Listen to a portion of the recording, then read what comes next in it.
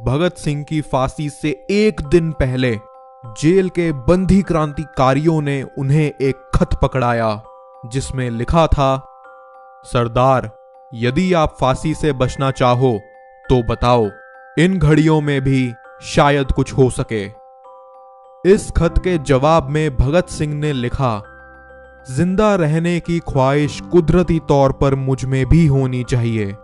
मैं इसे छिपाना नहीं चाहता, लेकिन मेरा जिंदा रहना एक शर्त पर है। मैं कैद होकर या पाबंद होकर जिंदा नहीं रह सकता। मेरा नाम हिंदुस्तानी इनकलाबी पार्टी का निशान बन चुका है और इनकलाब पसंद पार्टी के आदर्शों और बलिदानों ने मुझे बहुत ऊंचा कर दिया है।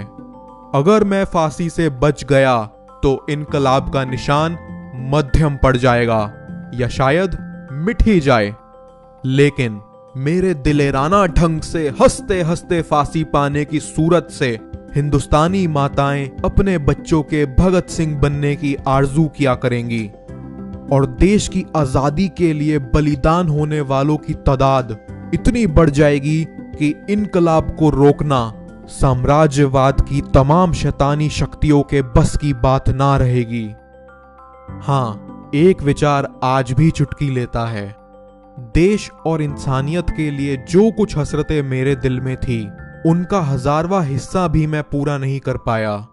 अगर जिंदा रह सकता तो शायद इनको पूरा करने का मौका मिलता और मैं अपनी हसरतें पूरी कर सकता। इसके सिवा कोई भी लालच मेरे दिल में फांसी से बचने के लिए कभी नहीं आया।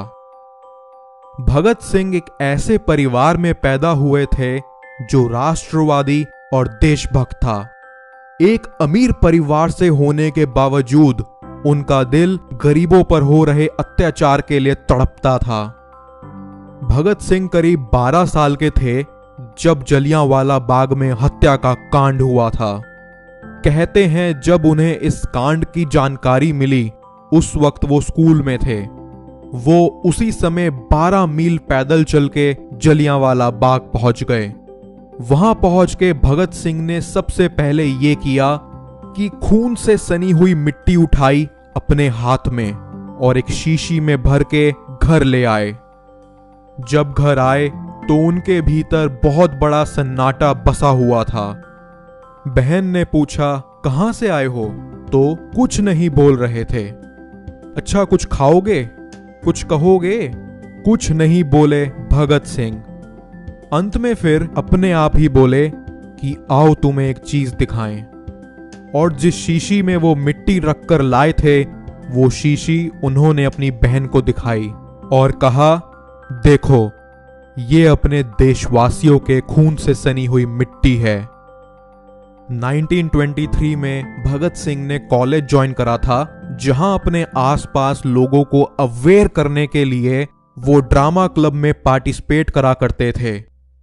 उस समय वो बब्बर अकाली नाम के एक दल के साथ भी जुड़ गए, पर जल्द ही पुलिस की नजर में ये दल चढ़ा। इसके ज्यादातर सदस्यों को धर लिया गया। इसी बीच घर में उनकी दादी ने उनकी शादी की बात चलवा दी, पर भगत सिंह तो देश के नाम जीवन कर चुके थे। इसीलिए वो अपने पिता के नाम एक चिट्ठी छोड़ कानपुर चले गए। इस चिट्ठी में उन्होंने लिखा था, पूज्य पिताजी, नमस्ते। मेरी जिंदगी मकसदे आला यानी आजादी हिंद के असूल के लिए कुर्बान हो चुकी है। इसीलिए मेरी जिंदगी में आराम और दुनियावी सुख के लिए कोई जगह नहीं है। आपको याद होगा कि जब मैं छोटा था तो बाबूजी ने मेरे यज्ञ वज्ञ के वक्त ऐलान किया था कि मुझे खिदमत वतन के लिए कुर्बान कर दिया गया है। लिहाजा मैं उस वक्त की प्रतिज्ञा पूरी कर रहा हूं। उम्मीद है आप मुझे मुआफ फरमाएंगे। आपका भगत सिंह। इसी दौरान भगत सिंह लाहौर आते जाते रहे, जहां एक दिन झूठे मामले में उन्हें 1926 में पुलिस ने बोस्टल जेल में बंद कर दिया। किताबें पढ़ने के शौकीन भगत सिंह जेल की काल कोठरी में एक अलग ही दुनिया से रूबरू हो रहे थे। भगत सिंह की क्रांति को एक मुकम्मल दिशा तब मिली जब उनकी मुलाकात चंद्रशेखर आजाद से हुई। काकोरी कांड में बिस्मिल, अशफाकुल्ला, रोशन ठाकुर और राजेंद्र लहरी की फांसी ने भगत सिंह को बहुत ही विचलित कर दिया था और फिर साइमन कमीशन के विरोध में प्रदर्शन करते हुए लाला लाजपत राय की पुलिसिया अत्याचार में मौत ने भगत सिंह को गुस्से में भर दिया था। वो अंग्रेजों के जुल्म का जवाब ऐसी भाषा में देना चाहते थे कि उन्हें हिंदुस्तानियों की ताकत का एहसास हो सके। भगत सिंह और उनके साथियों ने एक योजना तैयार करी। तय किया गया कि 2 दिन तक जय गोपाल स्कॉट के आने जाने के वक्त पर निगाहें बनाए रखेंगे।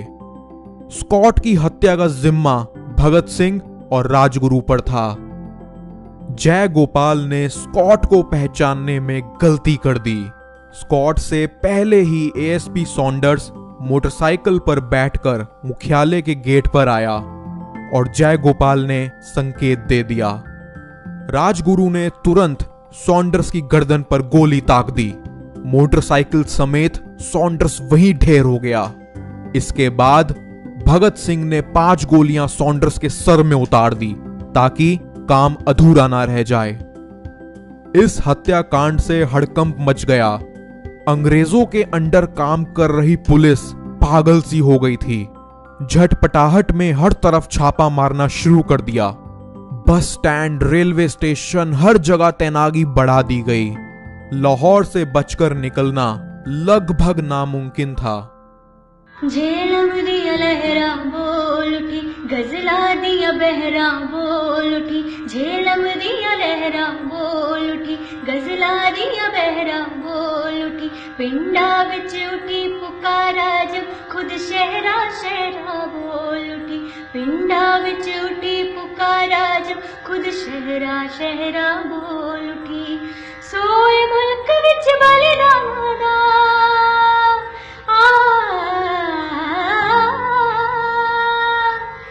सोए मुल्क विच बलिदान दा शुरू किया जगराता। ओए वीर भगत सिंह वे तेरे नाल जुड़ गया नाता। ओए वीर भगत सिंह वे तेरे नाल जुड़ गया नाता। ओए वीर भगत सिंह वे तेरे नाल जुड़ गया नाता। ओए वीर भगत सिंह वे तेरे नाल जुड़ गया नाता। उन दिनों क्रांति के रास्ते पर चलने वाली चंद महिलाओं में से एक थी तेजस्वनी दुर्गावती देवी।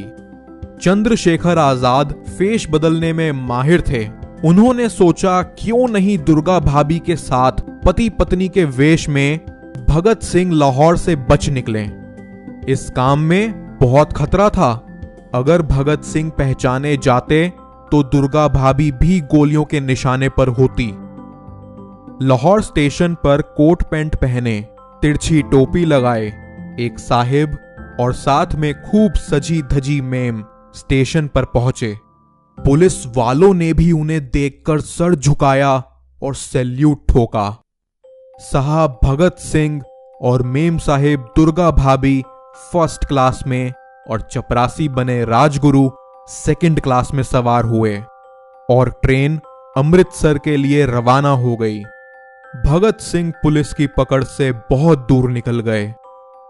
ट्रेन से भागने के दौरान भगत सिंह को फेस बदलने के लिए अपने केश कटाने पड़े थे, जो कि उनके धर्म के विरुद्ध था। भगत सिंह एक कट्टर सिख परिवार से आते थे, लेकिन उनके संस्कार में धर्म से पहले देश का महत्व था। दुनिया भर के मजदूर अपने हक की लड़ाई में एकजुट हो रहे थे। अंग्रेजी हुकूमत इस आंदोलन को तोड़ने के लिए ट्रेड डिस्प्यूट बिल और पब्लिक सेफ्टी बिल लाने के मूड में थी। ये स्पष्ट तौर पर मजदूर आंदोलन को कुचल डालने का प्रयास था। ऐसे में इनकलाब जिंदाबाद के साथ भगत सिंह ने साम्राज्यवाद मुर्दाबाद का नारा जोड़ दिया। भगत सिंह ने हिंदुस्तान का परिचय लेनिन के नारे से भी कराया, दुनिया के मजदूर एक हो। ब्रिटिश सरकार मजदूरों को कुचलने का अपना मन बना चुकी थी, ये खबरें भी आम थी कि अगर कानून पास करने में कोई रुकावट आई तो वाइसरॉय अपना विशेष अधिकार का इस्तेमाल करके इसे पास कर देंगे। भगत सिंह ने एक बहरी सरकार को सच सुनाने की ठान ली थी। वो ऐतिहासिक तारीख थी 8 अप्रैल 1929, जब बिल को असेंबली में पेश किया जाना था। योजना के मुताबिक भगत सिंह और बटुकेश्वर दत्त के अलावा बस 2 क्रांतिकारी शहर में रह गए, बाकी अलग अलग जगहों के लिए रवाना हो गए ताकि पुलिसिया कार्रवाई में सब पकड़े ना जाएं। एक दिन पूरी असेंबली खचाखच भरी हुई थी। बहुत सावधानी से भगत सिंह और बटुकेश्वर दत्त अपने साथ ऐसे बम अंदर लेकर आए जिनमें खूब आवाज थी, पर किसी को भी रद्दी भर भी नुकसान नहीं पहुंच सकता था। अगर भगत सिंह उस दिन चाहते तो असेंबली से कोई भी जिंदा बचकर बाहर नहीं निकल सकता था, मगर नहीं। इस योजना के अनुसार भगत सिंह और बटुकेश्वर दत्त ने बहरों तक अपनी आवाज पहुंचाने के लिए खुद को सरेंडर कर दिया था। ये खबर देश भर में आग की तरह फैल गई। गली गली में नौजवान मानो एक नई ऊर्जा से भर गए। इस मामले की पेशी के दौरान भगत सिंह अपनी बातों से जाहिर करते रहे कि आखिर क्यों उन्हें उस बम कांड को अंजाम देने की जरूरत पड़ी। उन्होंने कहा, हमारे पास कोई पिस्तौल नहीं थी, बल्कि हमने अपने आप को गिरफ्तार करवाया ताकि हम अंग्रेज हुकूमत को बेनकाब कर सकें, उसके जुल्म पूरी दुनिया को बता सकें। लेकिन जिस ख्याल से और जिस उम्मीद के साथ वो अदालत गए थे वो धुंधली ही रही। बहरे दरअसल बहरे ही रहना चाहते थे। देश भर में अलग अलग जगहों पर गिरफ्तारियां होती रही। आजाद के अलावा ज्यादातर क्रांतिकारी पुलिस के हत्थे चढ़ गए। सुखदेव और राजगुरु की भी गिरफ्तारी हो गई। भगत सिंह के परिवार को यह आशंका थी कि उनको फांसी की सजा दी जाएगी। कहा जाता है कि उनकी मां विद्यावती जी ने भगत सिंह के जीवन की रक्षा हेतु गुरुद्वारे में अखंड पाठ करवाया था। पाठ करने वाले ग्रंथी ने प्रार्थना करते हुए कहा, गुरु साहब, मां चाहती है कि बेटे की जिंदगी बच जाए, लेकिन बेटा देश के लिए कुर्बान हो जाना चाहता है। मैंने दोनों पक्ष आपके सामने रख दिए हैं, जो ठीक लगे मान लेना। भगत सिंह को जब यह मालूम पड़ा तो उन्होंने कहा कि मुझे मालूम है गुरु साहब देश की ही सुनेंगे। इस बीच अदालत में भगत सिंह, सुखदेव और राजगुरु को फांसी की सजा सुना दी गई।